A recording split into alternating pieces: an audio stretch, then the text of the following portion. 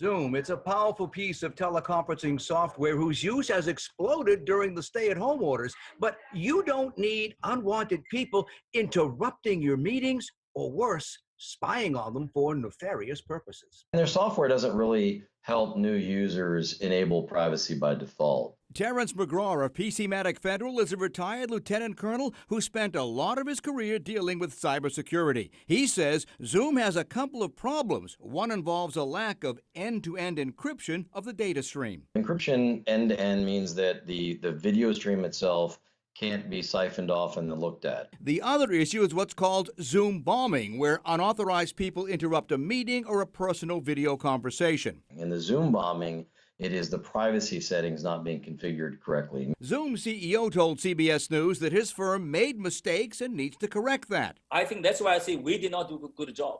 When we offer the free service, we should have a training session. We should enable the password. To prevent Zoom bombing, you need to establish a password for your meeting room. Enable a waiting room so you can vet who comes into the feed, and don't share hyperlinks to a wide audience. For the average user, those safeguards should be enough. If you're in a classroom environment, end-to-end encryption is probably not necessary. You just have to control who has access to your room and then lock down like who can access the mic, who can access video presentation. But if you're dealing with sensitive data, McGraw suggests other alternatives. There's Microsoft Teams, Apple FaceTime, Signal. And before you use any of those systems in a public environment, do yourself a favor. Sit down and familiarize yourself with all of the settings, especially the privacy settings.